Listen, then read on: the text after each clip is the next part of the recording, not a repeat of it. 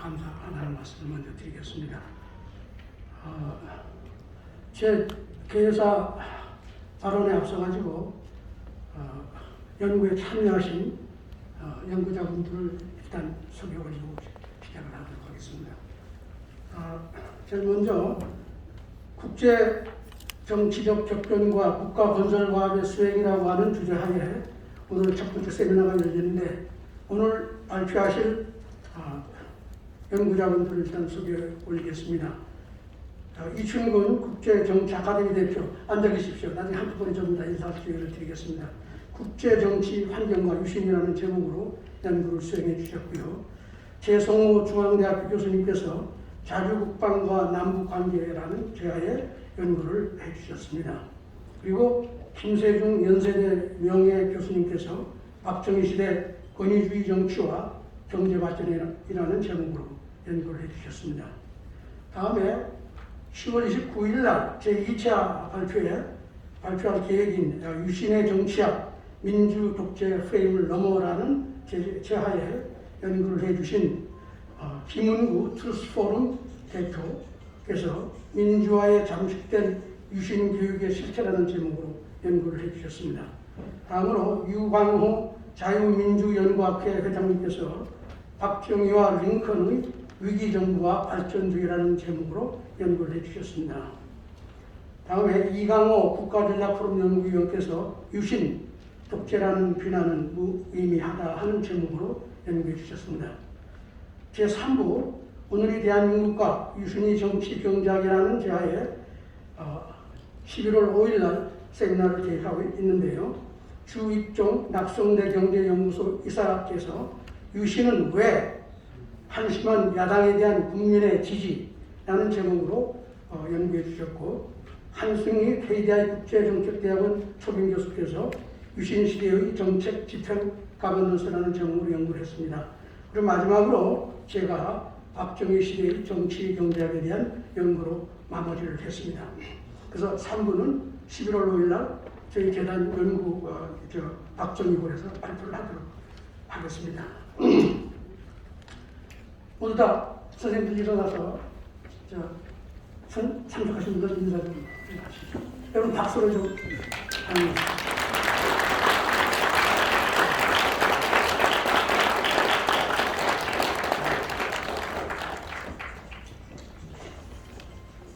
책을 이렇게 내고 나니까 쉽게 생각이 되실지 모르지만, 작년 이맘때 책을 기획했을 때 많은 어려움에 봉착을 했었습니다.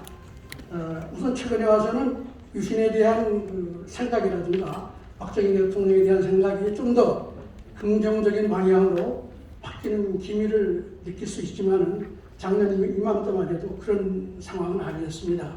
그래서 유신이라는 이 주제가 회피하고자 하고 기피하고자 하는 주제임에도 불구하고 적극적으로 연구에 참여해 주셔서 저는 정말 감사하고, 오늘 이 세미나까지 열게 된 것을 정말 천만다행이라고 생각을 합니다. 그런데 작년 이후에 특이한 진전이 있었습니다. 우크라이나 전쟁이라든가 지속됐던 미국과 중국의 대결, 이런 여러 가지 국제 정치의 변화와 또 하나는 이것에 따른 인플레, 환율 문제, 여러 가지 국제 경제 문제가 1970년대 전 세계가 경험했던 스태그플레이션과 대단히 유사한 상황을 좀 만들어내고 있는데, 유사하게 또 그 당시에 대한민국 유신 정치가 진행이 됐고, 그런 관점에서 새롭게 우리가 유신을 연구함으로써 오늘날 우리가 부딪힌 문제에 대한 해법을 찾는 데 큰 기여를 할 수 있지 않을까 하는 또 그런 기대를 하게 되었습니다. 그래서 다행스럽게 작년에 어렵게 시작을 했지만 이렇게 결과를 만들어내고 여러분 앞에서 발표를 하게 된 것을 정말 다행스럽게 생각합니다. 그래서 그 대회사를 대신해서 우리 연구의 배경이랄까, 이걸 간단하게 말씀을 드리는 것이 도움이 될 것 같아서 제가 시간을 좀 쓰도록 하겠습니다. 잘 안 보이는군요.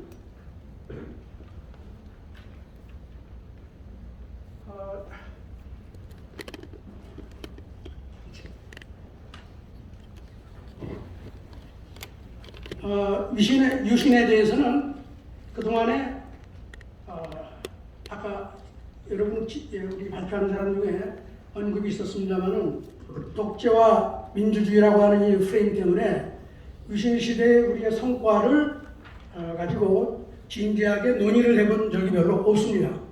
뭐 단지 그냥 정치적인 관점에서 찬반을 토론하는 그 정도가 있었지만은 좀 더 구체적으로 살펴보면 그동안의 유신의 성과와 그 해석에 대해서 여러 가지 의문이 제기될 수밖에 없다고 생각이 됩니다. 유신은 사실은 유신 이후가 아니지만 바로 직전에 72년 8.3 사체 동결 조치와 새마을운동 성공, 중화공업화 성공, 수출의 획기적인 증대, 대기업의 성장, 도농균령으로 당대 세계 최고의 동반균형 발전을 이뤘습니다. 이럼에도 불구하고 많은 사람은 박정희 시대가 불균형적이었다 하는 비판을 지금도 계속하고 있습니다. 그 다음에 과학기술의 신장, 방위산업의 확충, 국방력의 강화로 안보 불안을 해소했고 이걸 통해서 북한과의 국가건설 경쟁에서 완전한 면전승 전쟁을 하지 않고 이기는 승리를 했다고 생각합니다.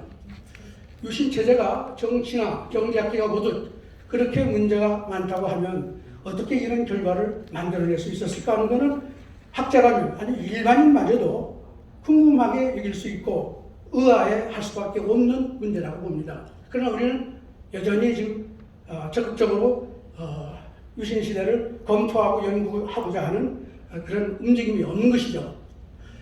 제 판단으로는 그 이유 중에 하나가 유신 시대의 정치와 경제는 기존의 주류 학문 패러다임으로는 설명하기가 어렵다고 하는 데 문제가 있다고 생각합니다. 민주화 독재 패러다임으로는 절대 유신 정치를 해석할 수가 없고 소위 주류 경제학 관점으로는 박정희 시대의 경제 정책을 이해하기가 대단히 어렵습니다. 이런 의미에서 박정희 시대는 대한민국 국가 건설의 전혀 새로운 패러다임을 만들어냈기 때문에 이거를 밝혀내는 것이 오늘날 유신을 연구해야 될 우리들의 과제가 아닌가 하는 생각이 듭니다.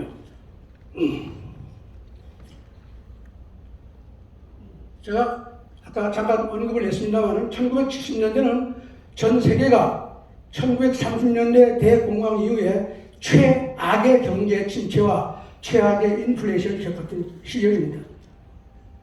미국이 70년대가 최악의 시대였고 그 이후에 미국은 아직도 그 어려움을 그때 생긴 부작용을 아직도 회복하지 못하고 있다고 제가 뒤에 보여드리겠습니다만은 그런 상황이었고 그런 속에서 한국만이 유일하게 연평균 10% 넘는 성장에 동반 성장의 균형 성장을 이뤘다는 것은 너무나 놀라운 일이었다. 제가 그걸 무슨 데이터로서 여러분들한테 보여드리고자 합니다.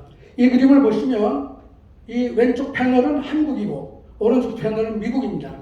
그냥 제가 간단하게 말씀을 드리면 한국은 70년대 연평균 10% 성장이라고 그랬죠. 그와 동시에 분배는 계속해서 이게 진위계수의 증가율인데 70년대 계속 하락하고 80년대 중반까지 하락하다가 80년대 후반서부터 분배가 악화되기 시작했습니다. 그 얘기는 박정희 대통령의 유신 시대는 경제는 성장하고 분배는 개선되는 균형과 소위 동반 성장을 이룬 시대였다 하는 거죠.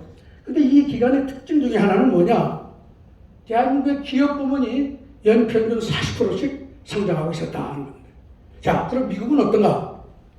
미국은 같은 기간에 성장은 4%대에서 2%대로 떨어지기 시작을 했습니다. 지금까지 이게 성장이 계속 떨어지고 있어요. 그럼 분배는 어떻게 되고 있냐? 그 점으로 표시한 건데 60년대 말에서부터 분배가 악화되기 시작을 했어요. 70년대, 80년대 초가 최악으로 올라갔다가 이게 좀 개선이 좀 되고 있지만 미국은 아직도 그 당시에 악화된 분배를 아직도 개선시키지 못하고 있고 이게 오늘 미국이 양극화라고 하는 큰 문제에 직면한 원인인 것이죠. 그런데 이 기간에 미국은 그럼 특징이 뭐였느냐? 미국은 제조업 부문의 전체 기업 성장이 60년대 동안 정체되다가 70년대부터 계속적으로 하락하고 있습니다. 기업이 성장하지 않는 거예요. 동시에 이것도 다른 데이터입니다만 미국의 증시에 상장된 모든 기업의 자산을 흐름을 보면 60년대 말까지 올라가다가 70년대부터 계속 떨어져 가지고 오늘날도 미국의 기업이 60, 70년대 이전의 성장을 회복하지 못하고 있다. 자, 이 두 경우를 비교를 해본 특징이 뭐가 있느냐? 대한민국은 기업 육성을 열심히 해서 중소기업을 대기업으로 키웠지만 미국은 대기업을 포함한 기업 부문이 성장을 하지 못해서 성장은 물론이고 분배까지 악화됐다고 하는 결론을 우리가 유추할 수 있다. 이런 얘기가 되겠습니다. 자, 그러면 유신은 그럼 어떻게 맞을 거냐? 저는 유신은 대한민국 건국 사상의 우월성에 대한 실천적인 입증 과정이었다. 저는 이렇게 주장합니다. 한국의 경제 발전은 아까 제가 말씀드린 대로 주류 경제학에서 보듯이 이단적이거나 예외적인 현상이 아니고 보편적 국가 발전 원리의 실천과 발전 과정이었다 하는 주장을 합니다. 제 주장만이 아니라 제가 국제적인 학자들이 한 주장을 제가 다 참고해 본 결과, 예를 들면은 최근에 국가는 왜 실패하는가라고 하는 저술을 해가지고 아주 국제적으로 유명한 학자가 된 사람이 있는데, 그 사람이 재미있는 것은요, 그 책의 시작은 남한이 북한보다 이렇게 성장한 이유가 어디에 있느냐를 출발점으로 삼았지만은, 불행하게도 그 사람들은 박정희 대통령이라고 하는 그 독재 시대가 어떻게 경제 성장을 이끌어내는지 설명하기 어렵다. 경제는 성장했지만 어떻게 그 정치가 이런 결과를 가져가는지 이해할 수 없다는 얘기를 모두에 하고 있습니다. 그러면서 그 사람들이 강조하는 것 중에 하나는 경제가 발전하려면 국가는 중앙 집권력이 강화돼야 된다. 자원을 동원하고 스스로의 힘이 집중되지 않으면 경제 발전은 안 된다 이런 얘기예요. 다른 말로 표현하면 이게 뭐예요? 유신을 해야지 경제 발전이 될 수 있다는 것을 인플라이 하고 있는 것입니다. 그런데 이 사람들이 아직도 그 박정희 시대를 잘 이해하지 못하는 것이죠. 그 다음에 슈페트라는 사람은 자본주의 사회주의, 민주주의 사회주의라는 책에서 민주주의의 최대의 약점은 의사결정력이 부족이다. 그래서 모든 나라의 민주주의 헌법은 집권자한테 비상대권을 허용하고 있다. 이 비상대권이 들어간 이유가 뭐냐? 같은 맥락입니다. 국가가 자원을 활용하고 집중할 수 있고 이용할 수 있는 그런 집행력이 있어야지만 민주주의가 그 약점을 회복할 수 있다는 그런 거죠. 자, 이런 관점에서 제가 대한민국의 지난 70년을 제가 설명을 드리고자 합니다. 대한민국의 건국 사상을 정리하면 저는 이승만 대통령의 자유민주주의와 시장주의 사상이 기본에 깔려 있었습니다. 그런 다음에 박정희의 기업 우선주의가 있었다. 그리고 더 나아가면 박정희의 중앙 집권에 든 정부가 강력한 추진력을 가지고 경제 발전을 할 수 있었다. 그러면 이 경제 발전을 할 수 있었던 원리는 뭐냐? 그 원리의 핵심은 뭐냐? 국가의 운영 원리는 자주하는 국민을 우대함으로써 자주하는 국민을 양산하는 인센티브 차별화 전략이 대한민국의 성공을 가져온 것이다. 이걸 정리하면 이와 같습니다. 이승만 대통령의 자유주의와 박정희 대통령의 기업주의와 박정희 대통령의 중앙 집권적 이런 정부 생태가 합쳐서 동시에 국민을 자주하는 국민으로 키워냄으로써 대한민국의 성공을 가져온 것이다. 이게 우리의 우리의 대한민국 건국 사상이라고 한다면 유신은 바로 이 사상을 실천적으로 보여주고 성공을 가져온 사례가 된다. 그리고 여기서 우리는 전 세계가 배워야 될 교훈을 도출할 수 있어야 된다. 저는 그렇게 생각을 합니다. 이걸 보편적 국가 발전 원리라고 해도 틀리지 않다. 자, 그럼 그 이후에 어떻게 됐냐?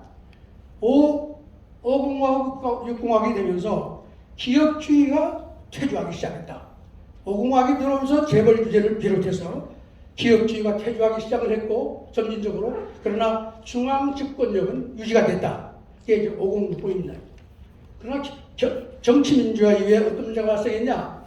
정치가 민주화됨으로써 정부의 집권력이 집중력이 퇴주되기 시작했고, 그 다음에 경제 민주화라고 하는 이상한 그 이념이 들어옴으로써 시장 자유가 퇴주되고 기업주의가 퇴주되기 시작을 해서 본격적으로 경제 사회가 정치화되고 자주와 수월성 추구를 하는 대신에 평등주의와 하향 평준화 시대가 도래했다. 오늘날 우리는 이 시대를 살고 있다.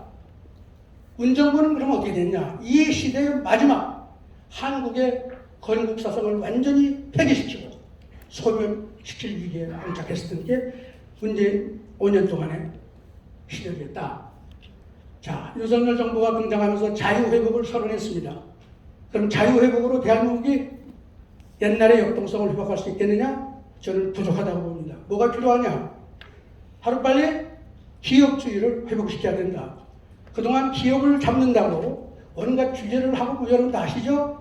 이건 말로써 회복할 게 아니라 실천적으로 이 기업을 살려내는 일을, 더 많은 기업이 자랄 수 있는 환경을, 강한 기업이 자랄 수 있는 환경을 만들어내고, 그 다음에 중요한 건 뭐냐? 정부의 리더십을 강화해야 우리가 성공했던 대한민국 건국 사상을 회복시켜서 대한민국을 G2로까지 끌어올 수 있는 가능성을 열 수 있지 않을까 하는 게 제 생각이고, 오늘부터 시작하는 3회에 걸친 유신 연구 발표가 바로 이런 그 길을 찾는 모색하는 데 도움이 되기를 진정으로 바랍니다. 여러분 다시 한번 추운 날씨에도 풀고 이렇게 만장해 주신 걸 감사히 말씀드리면서 이것으로 제 개별사를 마치겠습니다. 감사합니다.